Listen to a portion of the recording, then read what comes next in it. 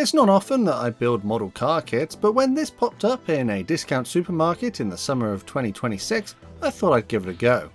Hello everyone, I'm Matt, this is Model Minute, and join me on the workbench today as I build and review the Airfix Aston Martin DB5.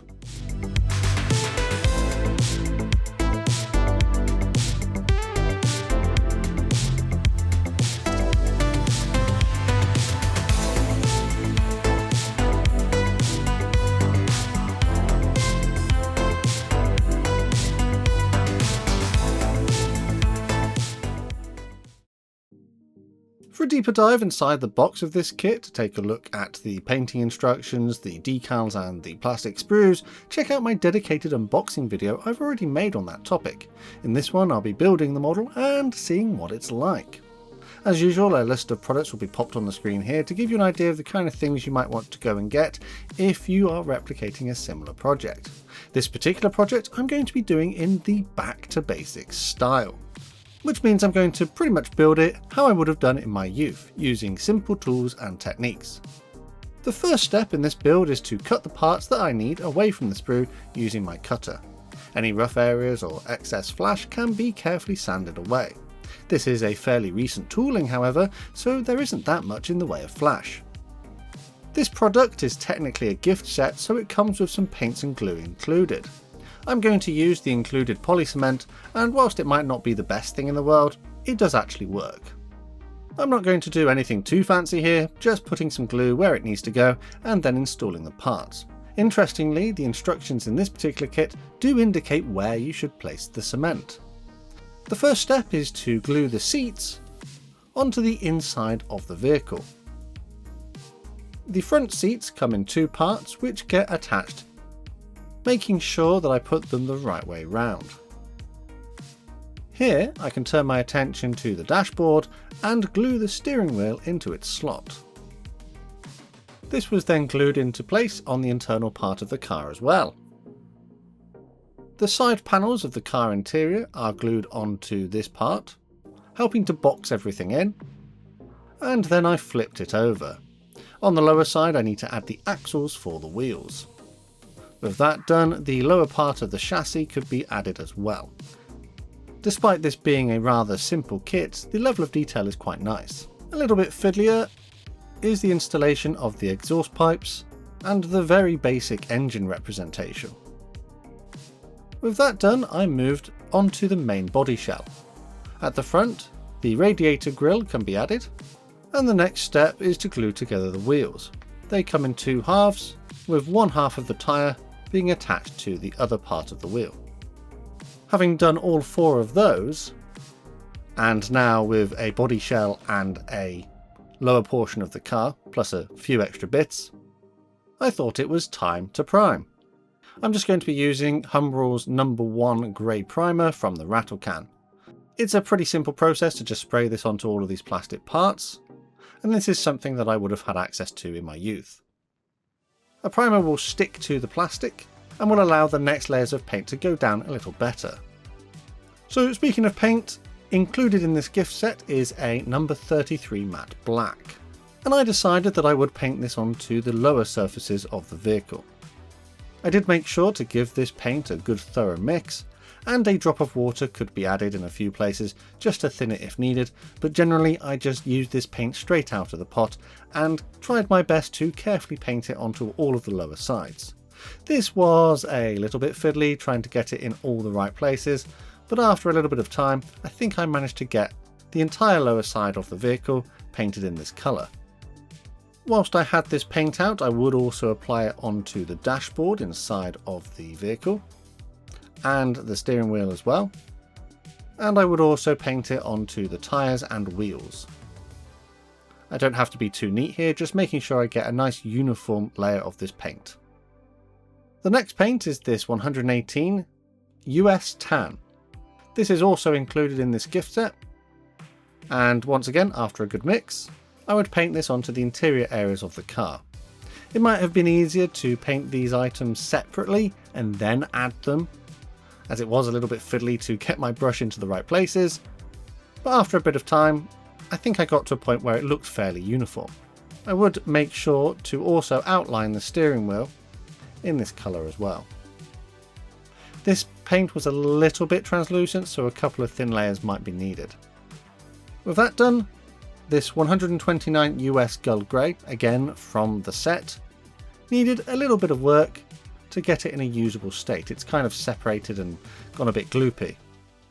So I gave it a good thorough mix and decided that I would add a few drops of clear gloss varnish into the paint as well. The paint is already a satin, but I wanted to thin it down a little bit more and give a slightly more glossy finish to the paint. My hope here is that it will dry relatively smooth after I've applied it to the vehicle.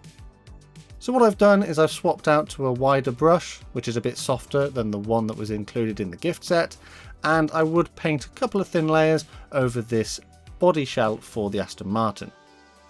What I'm going to do is kind of work in opposite directions, so I'll put the first layer down working the brush in one direction, and then a second layer could go down and work the paint in the opposite direction, just to try and minimise any brush strokes that might be visible in the finished surface. This number 11 metallic silver is also included in the gift set, but it just doesn't look very good. Unfortunately, Humbrol does suffer with the quality of their metallic paints, and their opacity is not fantastic. So what I'm going to do is actually swap it out for a replacement, and this Vallejo Model Air Silver is what I'm going to use instead. This was very carefully painted onto the hubs and all those little spokes on the wheels, as well as some of the detailing on the body shell of the vehicle. So this would include the door handles and some of the trim around the windows. The bumpers would also receive a coat of this paint to make them nice and silver. And then when all of that was dry, it was time to move on to some decals. So you get one small sheet of decals included in this kit. These are printed by Cartograph and are to their usual high quality. Because I'm lazy, I just dipped the whole sheet into warm water because there's not many and I can probably get them all done in one go. Humbrol Decal Fix can help me apply some of these decals. This is a setting solution which can be painted onto the relevant areas, and the decals, now having soaked in warm water, are carefully slid into place. The decal fix should help soften them into the details or onto the plastic and make them appear as though they were kind of painted on or printed on in some way. It's also going to help them stick onto the vehicle and not be so easily peeled off in the future. The dials on the dashboard were added. A little bit fiddly at this point, so it might be easy to do it with the steering wheel not in the way, but it is possible.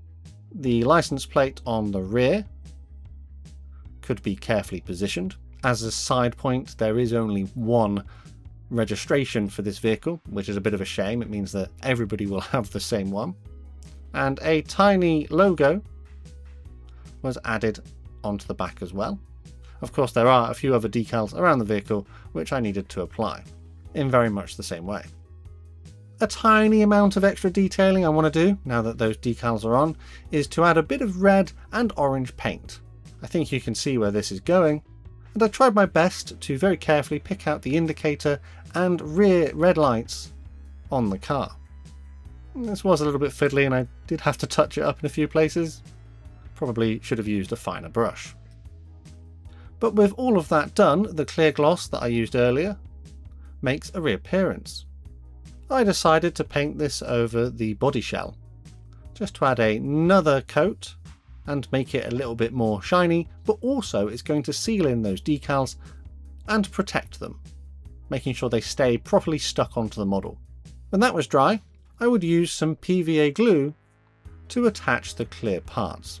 I know that technically this kit is designed in such a way that some of the clear parts don't need any glue, but I thought it'd be a bit safer just to add a little bit. PVA does take a little bit longer to dry, but it dries relatively strong. But that being said, if I did need to remove the clear parts at any point, it wouldn't be impossible. The rear windows were added into position inside of the body shell, and then I carefully added the front windscreen as well. I find it a bit odd that there's no side windows for the doors, however, so if you wanted those, you'd have to scratch build some. I did make sure to add the clear parts for the headlights as well. And with all those clear parts added, I needed to make sure not to forget the bumpers. A little bit more poly cement would be used here, just a tiny amount, which hopefully shouldn't ruin any of my paintwork, and these bumpers were carefully added into the relevant mounting points.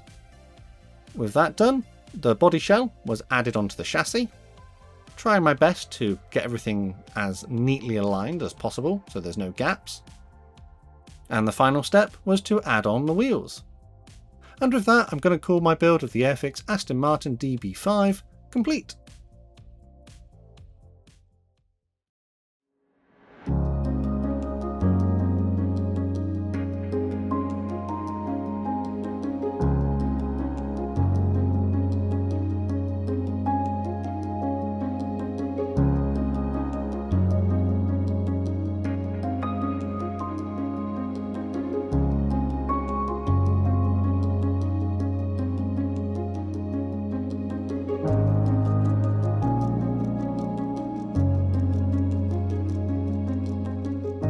And that's another build under the belt. So as normal, I'm going to talk about some of the things I didn't really like about this kit and then swing into the more positive aspects. So starting off, I think given that this was a summer special and doesn't really fit into the standard Airfix range, they've gone with a slightly different artwork, which has a bit more of a nostalgia vibe. I don't really dislike this artwork. I think it does a good job to differentiate this kit from the normal product line. But seeing as they do have fairly nice artwork on the original release of this kit, I do find it a little bit strange that they didn't use it. It's not really too much of an issue, and perhaps this is just some of the first kits that we're seeing in this particular kind of art style boxes. I think the main problem I have with this kit is the fact that it doesn't come with windows for the doors, which I'm pretty sure the real car would have had. So if you were a beginner, as an example, and you wanted to have those windows rolled up, you would have to scratch build some, which I don't think is ideal. I think perhaps Airfix could have included that. As this was a gift set, it came with a series of paints included. For the most part, I found the paints did work, and as you can see, I was able to completely use them, apart from the metallic silver. Whilst I probably could have used it, I don't think the results would have been as good compared to my decision to use a different brand. The metallic just didn't look very good, and that would probably be my suggestion, is to swap it out for a different one if you have another one available. Swinging into the more positive aspects, of course, this is a fairly recent tooling dating from 2023, and was actually designed back then to be a starter set. This means that it has a very simple construction method, and the instructions are probably to a higher quality, seeing as they tell you exactly where to put the glue that you need, and also where on the sprue you need to get the parts from. This is a model kit which builds very nicely, it's fairly quick to complete. The mould quality is decent, and the level of detail is quite nice too. Of course, being a cheap and simple kit, it doesn't feature some other aspects that perhaps other modelers would like to see, such as an opening bonnet with engine detail or opening doors.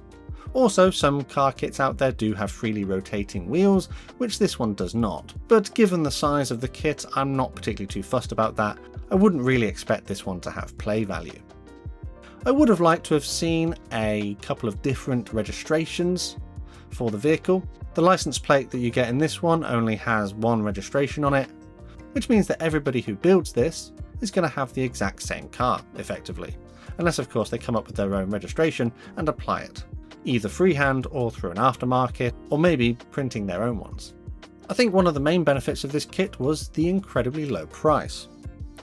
When this was available in June 2026, it was retailing for £6.99 here in the UK.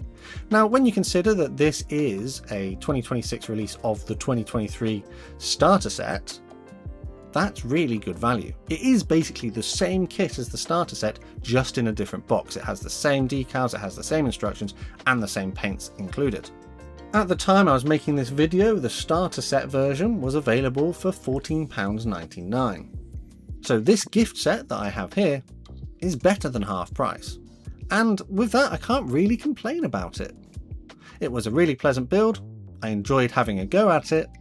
Yes, it does have a few small areas which could be improved, but for building a 1/43rd scale car with a nice level of detail, a thoughtful design, a fairly easy assembly, and a few accessories that are included, I thought this one was pretty good value.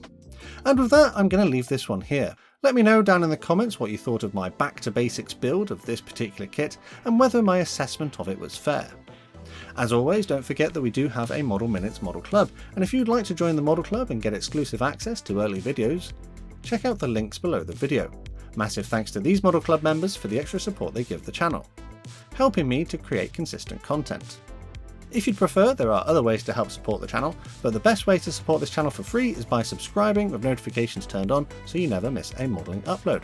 Finally though, last thing to say is a massive thank you to you for watching this one, and I'll see you on the workbench again next time.